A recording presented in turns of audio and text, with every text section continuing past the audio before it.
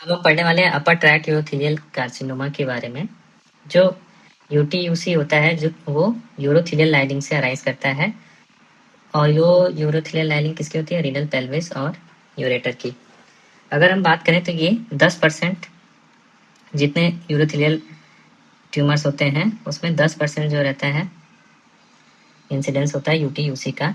और इसमें जो रहता है हाई रिकरेंस के चांसेस रहते हैं because of pan urothelial exposure. अगर हम बात करें तो इसमें जो मोस्ट कॉमन साइट होती है वो होती है रीनल पेल्विस। तो रीनल पेल्विस में ज़्यादा कॉमन होता है, 75% जो रहते हैं रीनल पेल्विस में होते हैं, जबकि यूरेटर जो रिमेनिंग 25% होता है वो यूरेटर में होता है। ब्लैडर कैंसर की तरह ये भी जो रहता है 6 to 7th डिकेड में होता है और मेल्स में कॉमन रहता है सेम तरीके से। तो ये देखा गया है कि 17% जो इंसिडेंस रहता है इसके साथ ब्लैडर कैंसर मिलता है। तो यूटीओसी के साथ ब्लैडर कैंसर 17% केसेस में मिलेगा, जबकि अगर 50% केसेस की बात करें तो जो रहता है मेटाक्रोनस ब्लैडर कैंसर मिलता है।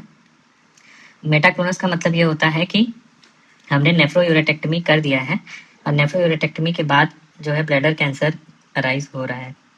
तो ऐसा 50% केसेस में दिखता है।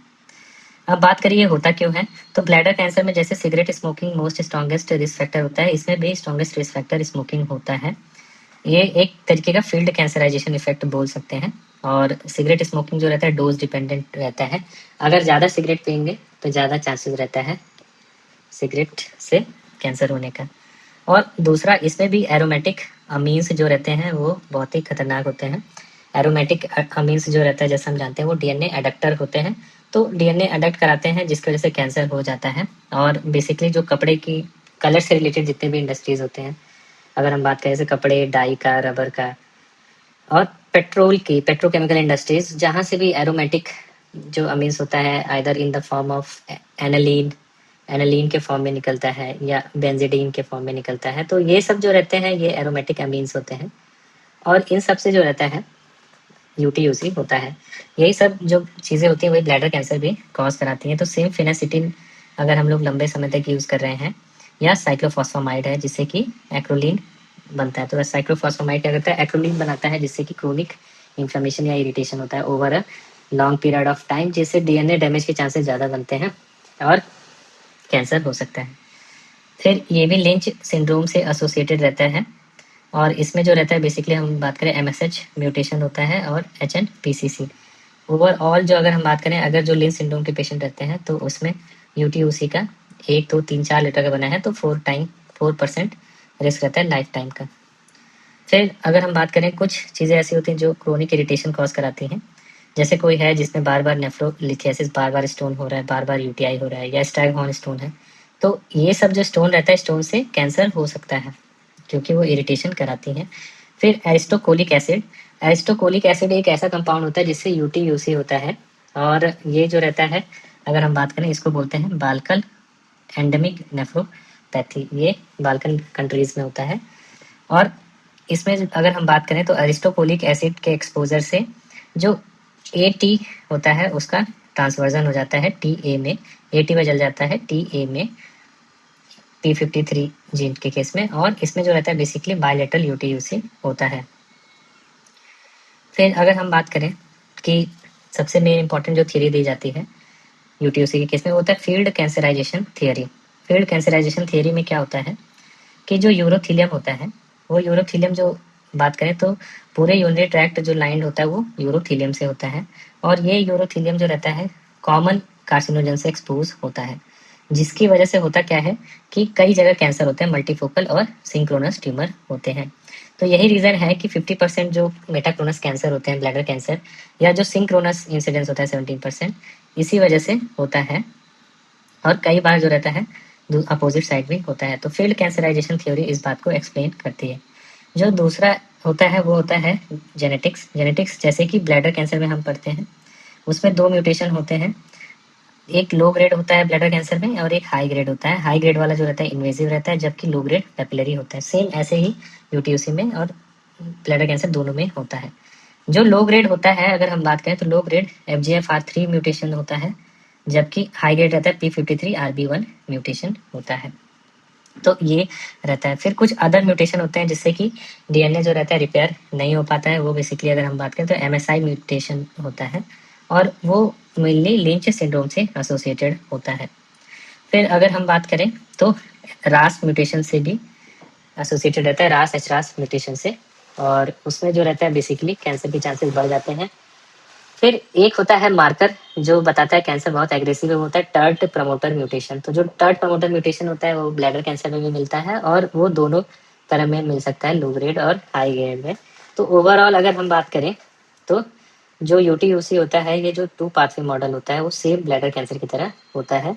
FGFR3 जो रहता है वो लो ग्रेड कैंसर कराता है और P53RB1 हाई ग्रेड कैंसर कराता है। क्लिनिकल फीचर की बात करें तो वो भी ऑलमोस्ट सेम ही रहता है। पेशेंट जो रहता है हेमेचूरिया के साथ प्रेजेंट करता है 90% ऑफ द टाइम, और ये जो रहता है मोस्ट कॉमन फीचर होता है। फिर कई सारे पेशेंट्स ऐसे होते हैं जिसमें फ्लैंक पेन या मास प्रेजेंट कर सकता है बिकॉज ऑफ ऑब्स्ट्रक्शन। जो ट्यूमर रहता है उस वजह से ऑब्स्ट्रक्शन हो जाता है, तो ऐसा जो रहता है 30% केसेस में हो सकता है। तो अगर पेशेंट को क्या हाइड्रोनेफ्रोसिस अगर मिल रहा है तो इसका मतलब क्या है कि यूरेटर इन्वॉल्व है, ऑब्स्ट्रक्शन हो रहा है। फिर उसके बाद लेट स्टेज में कई बार पेशेंट को कॉन्स्टिट्यूशनल सिम्टम्स मिलते हैं जो कि बहुत ही रेयर होता है। और अगर हम बात करें तो अब जो है because of better imaging facility, imaging surveillance जो रहता है एसिम्टोमेटिक या इंसिडेंटल जो डिटेक्शन होता है वो काफ़ी बढ़ रहा है। फिर अगर हम बात करें तो डायग्नोसिस के लिए क्या यूज़ करते हैं, तो इसमें जो रहता है गोल्ड स्टैंडर्ड इन्वेस्टिगेशन अगर हम बात करें तो वो जो रहता है वो सिटी यूरोग्राफी रहता है। सिटी स्कैन जो रहता है गोल्ड स्टैंडर्ड इन्वेस्टिगेशन होता है। और ये बेसिकली इसमें जो 3 चीज़ें पता चलती हैं। पहला फीलिंग डिफेक्ट पता चलेगा। अगर सिटी में कोई भी फीलिंग डिफेक्ट मिल रहा है यूरेटर या पेल्विस रीजन में तो उससे हम पता कर सकते हैं कि यूटीयूसी है। दूसरा हाइड्रोनेफ्रोसिस मिलेगा। कई बार यूरेटर को एडवांस स्टेज में इन्वॉल्व कर लेता है, ऑब्स्ट्रक्शन कॉज कराता है जिसकी वजह से हाइड्रोनेफ्रोसिस जो रहता है इनडायरेक्ट साइन मिल सकता है कैंसर के लिए। और तीसरा जो रहता है इन्हेंसमेंट पैटर्न देख सकते हैं। तो ये जो 3 चीज़ें हैं ये बहुत इंपॉर्टेंट होती हैं और इसकी वजह से सिटी की सेंसिटिविटी ऑलमोस्ट 90% से ज़्यादा होती है। फिर बहुत सारे पेशेंट्स ऐसे होते हैं कि हम सिटी स्कैन में कंट्रास्ट यूज़ करते हैं तो उनमें जो रहता है रीनल इनसफिशियंसी होता है और आयोडीन से भी एलर्जी रहता है। तो ऐसे केस में जो रहता है हम एमआरआई भी यूज़ कर सकते हैं। फिर अगर हम बात करें तो सिटी में भी जो रहता है 90% केसेस में हम लोग डिटेक्ट कर सकते हैं। बाकी जो अगर अदर केसेस हैं तो उसके लिए हमें आरजीपी करना पड़ता है। आरजीपी जो रहता है वो हाईली एक्यूरेट होता है। उसमें जो रहता है यूरेट्रल लीजन जो है हम उसको देख सकते हैं। तो बेसिकली जब भी हम एंडोस्कोपी करते हैं तो उस केस में आरजीपी कर देख सकते हैं और कंट्रास्ट के थ्रू फीलिंग डिफेक्ट भी देख सकते हैं। अगर हम बात करें एफडीजी पेट का, तो एफडीजी पेट जो है डिजीज़ को आइडेंटिफाई करने के लिए अगर टी स्टेज है तो उसके लिए अच्छा नहीं होता है, उसमें बहुत ही लिमिटेड रोल रहता है। बेसिकली अगर हमें नोडल डिजीज़ या मेटास्टेसिस जानना है तो उसके लिए एफडीजी पेट यूज़ कर सकते हैं। ओवरऑल अगर हम अल्ट्रासाउंड की बात करें तो अल्ट्रासाउंड जो रहता है बहुत लो सेंसिटिव होता है यूरोथेलियल लीजन के लिए। वो यूरेटर में उतना डिटेक्शन रेट बहुत ही कम होता है, वो स्टोन भी नहीं पकड़ पाता है तो ट्यूमर कैसे पकड़ेगा। बेसिकली अल्ट्रासाउंड में हाइड्रोनेफ्रोसिस जो रहता है वो डिटेक्ट होता है। फिर इमेजिंग के बाद अगर हम बात करें एंडोस्कोपी का, तो एंडोस्कोपी में हम लोग जो रहता है डायग्नोस्टिक यूरेट्रोस्कोपी कर सकते हैं। डायरेक्ट अगर हम बात करें तो इसमें डायरेक्ट विजुअलाइजेशन होता है और हम बायोप्सी भी ले सकते हैं। और फिर फाइनली जो रहता है बायोप्सी से हम ग्रेडिंग कर सकते हैं WHO या ISUP 2016 के अकॉर्डिंग। फिर दूसरा ये रहता है यूरेट्रोस्कोपी का बेनिफिट कि हम लोग जो अगर छोटा मोटा लीजन रहता है तो with the help of laser हम लोग होमियम याग लेज़र या थोलियम fibre laser low risk cases में हम लोग लेज़र से अबलेट भी कर सकते हैं ट्यूमर को। फिर जो दूसरा रहता है वो रहता है साइटोलॉजी। पहला जो रहता है उसमें हम लोग पेशेंट से यूरिनेट करवा सकते हैं जिसमें बोलते हैं वॉइडेड यूरिन साइटोलॉजी। ये बेसिकली अगर हम बात करें तो हाई ग्रेड डिजीज़ के लिए रहता है। तो हाई ग्रेड डिजीज़ का लिए हाईली स्पेसिफिक होता है। अगर इसमें जो है डिजीज़ डिटेक्ट नहीं हो पाता है तो फिर हम बार्बोटाज जो सैम्पलिंग है वो करते हैं। बार्बोटाज सैम्पलिंग में हम लोग जो रहता है पेल्विस या यूरेटर को जो रहता है सलाइन से वॉश करके फिर जो सैंपल भेजते हैं। तो इससे होता क्या है कि जो यील्ड रहता है वो इम्प्रूव कर जाता है। फिर जो रहता है हाई ग्रेड यूरोथेलियल जो साइटोलॉजी है रिपोर्टिंग, उसको हम लोग पेरिस सिस्टम के अकॉर्डिंग जो रहता है रिपोर्ट करते हैं। तो ये basically high grade urothelial carcinoma के लिए पेरिस सिस्टम होता है। फिर जो तीसरा इमेजिंग के बाद एंडोस्कोपी के बाद कुछ हम लोग बायोमार्कर्स हैं जिनको जो रहता है एज एडजंक्ट यूज कर सकते हैं। ये जो रहता है अलोन डायग्नोस्टिक नहीं यूज करते हैं। इसमें बेसिकली अगर हम बात करें तो फिश को यूज़ कर सकते हैं। फिश जो टेक्नोलॉजी होती है वो यूरो विजन के नाम से मार्केट में मिलती है। तो यूरो विजन टेक्नोलॉजी। दूसरा NMP22 जो बेसिकली ब्लैडर के लिए होता है, इसमें भी यूज़ कर सकते हैं। और तीसरा CX ब्लैडर। तो ये जो तीनों टेस्ट होते हैं, अगर हम बात करें एज अ एडजंक्ट हम लोग यूज़ कर सकते हैं अगर करना चाहें तो। फिर अगर हम बात करें हिस्टोलॉजी, ग्रेडिंग और स्टेजिंग की, तो इसमें जो मोस्ट कॉमन होता है यूटीयूसी में वो यूरोथेलियल कार्सिनोमा ही होता है 95% ऑफ द टाइम। कुछ रेयर जो रहते हैं उसमें जो रहता है स्क्वैमस सेल एडिनोकार्सिनोमा, ये भी मिल सकता है। और कभी कभी बहुत ही ज़्यादा rare of the rarest small cell variant मिल सकता है। ये सब जो चीज़ें होती हैं रेयर वेरिएंट्स, ये मेनली क्रोनिक इन्फ्लेमेशन की वजह से मिलता है। तो अगर हम बात करें ग्रेडिंग का, तो ये ब्लैडर कैंसर की तरह ही 2 ग्रेड में डिवाइडेड होता है, लो ग्रेड और हाई ग्रेड। अगर हम बात करें लो ग्रेड, तो लो ग्रेड जो रहता है पैपिलरी कहलाता है और इसमें जो एटीपिया रहता है वो बहुत ही कम रहता है। जबकि हाई ग्रेड में जो रहता है आर्किटेक्चर पूरी तरीके से डिसऑर्डर्ड रहता है और इसमें एटीपिया बहुत ही ज़्यादा होता है और इसमें इन्विजिव पोटेंशियल भी बहुत ज़्यादा होते हैं। तो अब हम बात करते हैं स्टेजिंग की। तो स्टेजिंग में इसमें जो रहता है TA ग्रुप नहीं रहता है, इसमें जो रहता है TIS रहता है। TIS का मतलब होता है कार्सिनोमा इन सीटू। तो कार्सिनोमा इन सीटू से शुरू करते हैं। फिर अगला जो रहता है T1 स्टेज। T1 स्टेज में जो रहता है, इसमें रहता है सेक जो रहता है सब एपिथेलियल कनेक्टिव टिश्यू। तो T1 स्टेज में सब एपिथेलियल कनेक्टिव टिश्यू को इन्वॉल्व कर लेता है। फिर अगर हम बात करें T2, तो T2 में जो रहता है, अगर हम बात करें तो मस्कुलरिस लेयर को इन्वॉल्व करता है या मस्कल लेयर को। तो मस्कुलरिस लेयर इन्वॉल्व T2 में होता है। फिर ब्लैडर कैंसर की तरह ही उसमें पेरी वेसाइकल होता है, इसमें पेरी पेल्विक या पेरी यूरेट्रिक फैट या रीनल पेरेन्काइमा को इन्वॉल्व करता है। तो फैट की अगर हम बात करें तो T3 डिजीज में आ जाता है, या किडनी के पेरेन्काइमा को इन्वॉल्व कर रहा है तो T3 डिजीज हो जाता है। T4 की बात करें तो जैसे T4 में अगर ब्लैडर कैंसर की बात करें तो वहाँ पे जो रहता है T4 में अगर T4A होता है, T4A में प्रोस्टेट मेल्स के केस में इन्वॉल्व कर लेता है, जबकि फीमेल्स में यूट्रस और वेजाइना। तो T4A डिजीज होता है और उसका सर्वाइवल लेस देन 20% हो जाता है। T4B में जो रहता है पेल्विक और एब्डोमिनल वॉल इन्वॉल्व करता है, जबकि यूटीयूसी के केस में जो रहता है एडजेसेंट ऑर्गन T4 में कहलाता है। और इसमें जो अगर हम बात करें तो एडजेसेंट ऑर्गन के साथ साथ अगर पेरीनेफ्रिक टिश्यूज को इन्वॉल्व कर रहा है तो भी T4 कहलाता है। अगर किडनी में सिर्फ है तो वो T3 डिजीज कहलाता है। तो अब बात करें नोडल मेट्स की, तो इसमें भी नोडल क्लासिफिकेशन जो रहता है N1, N2 और N3 तीन तरह के होते हैं और M1 जो रहता है डिस्टेंस मेट्स होता है। तो अगर हम बात करें रिस्क स्ट्रेटिफिकेशन की, तो यूटीओसी बेसिकली 2 टाइप के होते हैं, लो रिस्क और हाई रिस्क। अगर हम ब्लैडर कैंसर की बात करें तो वहाँ लेस देन 3 सेंटीमीटर लेते थे ट्यूमर साइज, तो यूटीयूसी में लेस देन 2 सेंटीमीटर लेते हैं। तो लेस देन 2 सेंटीमीटर एक ही जगह पे है और ग्रेड भी लो है, तो ऐसा लो रिस्क ट्यूमर होता है। साइटोलॉजी भी उसमें नेगेटिव आ रही है या लो ग्रेड आ रही है तो लो ग्रेड रहेगा। और ऐसे जो रहता है इन्वेजन नहीं रहता है, कोई हाइड्रोनेफ्रोसिस नहीं रहती है और प्रीवियसली जो है कोई हिस्ट्री नहीं है। तो ऐसे केस में ये लो रिस्क यूटीयूसी कहलाता है। बेसिकली एक ही जगह पे लेस देन 2 सेंटीमीटर मास है तो वो यूटी लो रिस्क यूटी होता है। तो इसका बेसिकली अगर हम बात करें क्यों बेनिफिट है, तो इसका जो है इससे हम किडनी स्पेयर करना है या रेडिकल सर्जरी करना है वो डिसाइड करते हैं, क्योंकि T3 डिजीज में ये किडनी तक पहुंच जाता है, रीनल पेरेन्काइमा तक पहुंच जाता है। तो अगर लो रिस्क रहता है तो ऐसे केस में हम लोग नेफ्रॉन स्पेयरिंग जो रहता है प्रोसीजर या एंडोस्कोपिक मैनेजमेंट कर सकते हैं। इसमें बेसिकली हम लोग यूरेट्रोस्कोप के थ्रू अब्लेट करते हैं और यूरेट्रोस्कोप के थ्रू बेसिकली होमियम याग लेजर या थूलियम फाइबर लेजर यूज कर सकते हैं। जबकि अगर हम बात करें जो दूसरा होता है वो परक्यूटेनियस रिसेक्शन कर सकते हैं। इसमें जो रहता है बेसिकली अगर कोई अपर कैलिशियम ट्यूमर है, अपर कैलिक्स में कोई ट्यूमर है, तो ऐसे केस में हम लोग जो रहता है परक्यूटेनियस रिसेक्शन कर सकते हैं। और साथ में जो रहता है कैथेटर के थ्रू या नेफ्रोस्टमी ट्यूब के साथ हम लोग एडजुवेंट थेरेपी यूज कर सकते हैं, उसको बोलते हैं एडजुवेंट टॉपिकल थेरेपी। और इसके लिए जो रहता है बेसिकली 3 ड्रग जो रहता है वो अप्रूव्ड है लो ग्रेड के लिए। उसमें आता है माइटोमाइसिन सी, BCG, ये 2 जो रहता है वो तो हमें पता ही है।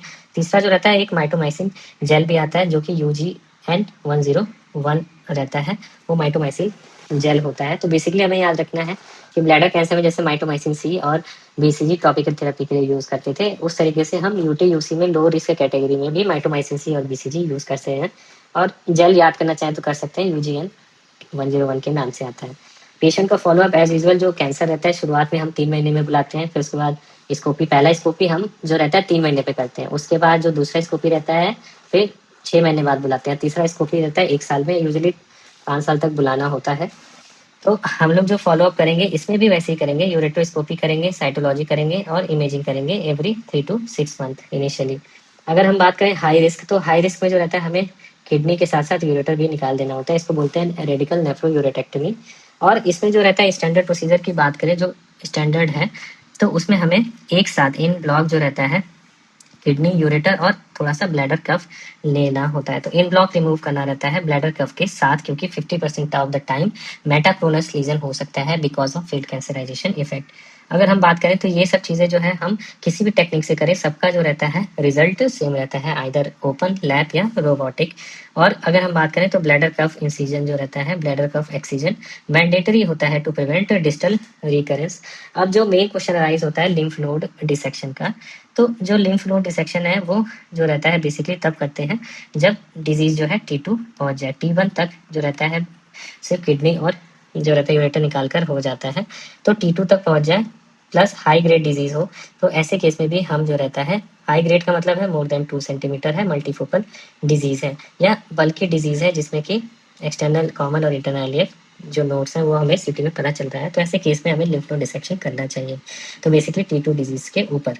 अब बात करें एडजुवेंट कीमोथेरेपी का, तो अगर हमने जो है नेफ्रोयूरेटेक्टमी कर दिया है तो एडजुवेंट कीमोथेरेपी किसमें देंगे, तो अगर डिजीज जो है नोड पॉजिटिव है, पहला तो नोड पॉजिटिव डिजीज में एडजुवेंट देना ही होता है, दूसरा T2 डिजीज है, तो ऐसे केस में हम लोग एडजुवेंट कीमोथेरेपी देते हैं। और बेसिकली सेम जो रहता है जेमसिस जो रहता है, जेमसिटाबिन सिस्प्लेटिन जो रहता है ब्लैडर कैंसर की तरह, इसमें भी देते हैं। तो इसको हमें कैसे पता चला, पाउट ट्रायल से पता चला है। पाउट ट्रायल क्या हो रहता है, जेमसिटाबिन सिस्प्लेटिन जो रहता है वो भी यूटीयूसी के लिए अच्छा रहता है। तो हम इसको ऐसे याद कर सकते हैं कि ब्लैडर कैंसर जब था तो ब्लैडर कैंसर ऑपरेशन के बाद उसमें हम लोग एडजुवेंट कीमोथेरेपी जेमसिटाबिन सिस्प्लेटिन यूज करते थे, तो वो जो रहता था मुंह ऐसे पाउट करके यूरेटर को चिढ़ाता था कि तुम्हारे लिए कोई दवा नहीं बनी है। तो फिर पाउट ट्रायल हुआ यूरेटर पे भी, तो बाद में पता चला यूरेटर में भी जेमसिटाबिन सिस्प्लेटिन कर सकते हैं और इसमें इससे क्या हो रहा है, डिजीज फ्री सर्वाइवल हो रहा है। तो नोड पॉजिटिव या T2 से ऊपर बेनिफिट होता है। फिर अगर हम बात करें कि नियो एडजुवेंट थेरेपी का, नियो एडजुवेंट थेरेपी जैसे ब्लैडर कैंसर में हम लोग देख रहे थे 5% जो था सर्वाइवल बढ़ा दे रहा था, इसमें भी हम लोग cisplatin based neo therapy use कर सकते हैं। तो इससे होता क्या है, रीनल फंक्शन प्रिजर्व हो सकता है, उसको भी यूज कर सकते हैं। फिर अगर हम बात करें तो ब्लैडर थेरेपी के केस में हम लोग ब्लैडर कैंसर में जेवेलिन ट्रायल से हम लोग एवेलीमोवाब यूज कर रहे थे। यहाँ पे हम लोग जो रहता है इम्यूनोथेरेपी जो यूज करते हैं बेसिकली एटोजोलिमैब यूज करते हैं, तो एटोजोलिमैब और निवोलुमैब यूज करते हैं। बेसिकली उन केसेस में करेंगे जिसमें रिलैप्स हो रहा है या प्लेटिनम इन एलिजिबल होता है, जबकि अवेलिमैब मेंटेनेंस के लिए यूज करते थे in case of bladder cancer. फिर इन फोर्टीमोमैब वेडोटिन जो रहता है और पेम्ब्रोलिजुमैब ये जो रहता है ब्लैडर कैंसर में भी यूज होता है सेकंड लाइन की तरह, जबकि यूटीयूसी में एडवांस डिजीज में फर्स्ट लाइन की तरह यूज कर सकते हैं फॉर इन्फोर्टिमोमैब और पेम्ब्रोलिजुमैब।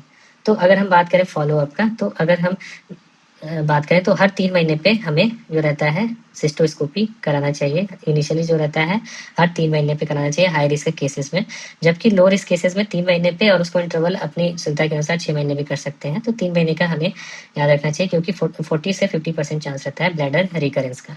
दूसरा रहता है साइटोलॉजी। साइटोलॉजी बहुत ही आसान होता है कराना, इसलिए जब भी पेशेंट आए तो हर एक विजिट पे जो रहता है साइटोलॉजी करा सकते हैं।